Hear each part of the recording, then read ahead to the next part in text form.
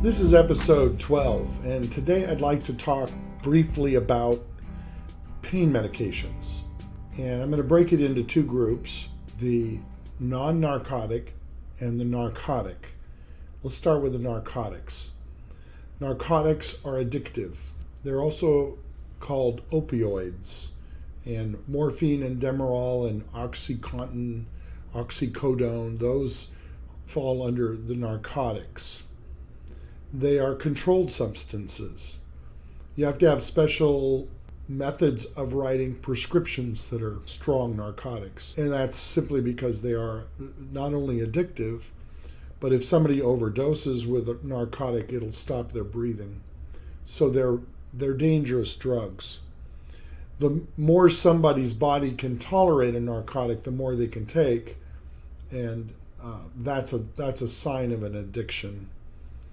The non-narcotics are not addictive, and these would be aspirin, ibuprofen, and acetaminophen. Are there others? Yeah, there are others. But these are the main ones. Aspirin is the one that people take in order to reduce the risk of stroke, and if you have a heart attack, you take aspirin. Because of the fact that it affects the platelets at the half-life of the platelet, meaning it's an irreversible process for aspirin when it connects. It doesn't come back off of the receptor site in the body that it attaches to. Ibuprofen is like aspirin in that it has the same characteristics of reducing fever and swelling and also blocking pain, but it does change over time, and its binding effect is not as solid as aspirin. It wears off more effectively than aspirin does. And that's just the bleeding issue, not the pain. Over time, aspirin, you have a headache, the aspirin effect goes away. And these, again, are not addictive, meaning you don't take them and then get any sort of euphoria or feeling of happiness or anything, and therefore you're not inclined to want to go back and take them just for the side effects. You'll take them for the pain control aspects.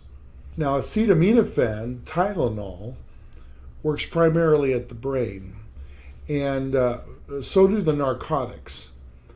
Not in the same way, in the same location. The risk of acetaminophen is primarily that it's toxic to the liver if you take too much of it. More than 4 grams a day of acetaminophen is considered toxic. Now, the difference between acetaminophen, which is Tylenol, and ibuprofen, which is Advil, Motrin, the differences are they work in different locations. The Advil type tablet works at the periphery, at the site of the injury, and it blocks the nerve transmission to the brain. So it reduces or never gets to the brain for the brain to interpret it, whereas the narcotics and maybe acetaminophen will reduce the pain at the site of the brain. So with narcotics, it's sort of, if a person is having morphine, they may say, yeah, I have pain, but I don't care. It's reducing the pain levels by reducing the activity of the brain to even be aware of the pain, if that makes sense. And then with that, all the side effects of the change of breathing and all the rest of it that make narcotics the danger that they can be. Ibuprofen is blocking the transmission of the nerve at the site of injury. And the place where I really learned this for myself experientially was a long time ago. I had a mosquito bite, and normally mosquito bites cause itching, and it goes on and on and on, and I've not found, a lot of people will take Benadryl for this to reduce the itching. Well, I took 1 tablet of Advil, and within 30 minutes I had no itching at all. All of that reaction just stopped, and I was very surprised. I didn't expect it to be that profound with that little a dose, but it was.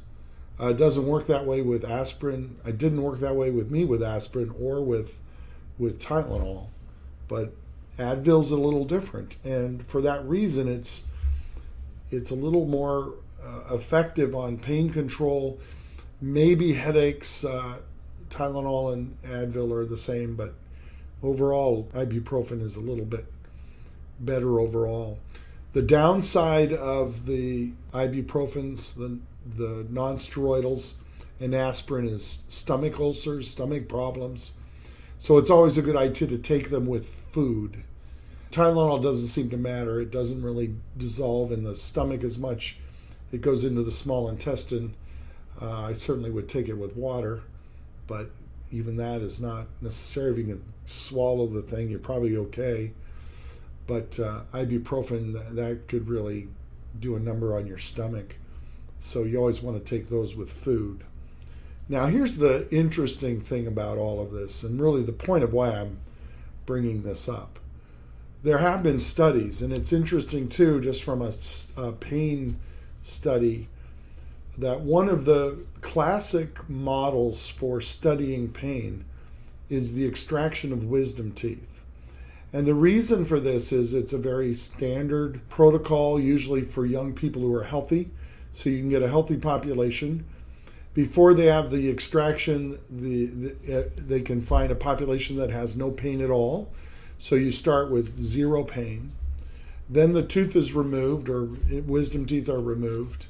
And then you can follow the pain afterwards by questionnaires to the patient saying, on a scale of 1 to 10, where is your pain right now? And they can track this out. And you can study this with any medication, whether it's with a narcotic or non-narcotics, non-narcotics or placebos. And what you find is, number one, placebo isn't a total zero, that people do get a response just from the belief they're taking something. But it isn't just that they have a belief in that the thing is working, it is working. But it's working in the central nervous system in a way with the brain that's just intriguing. It has to do with belief, but perhaps it's relaxing the person.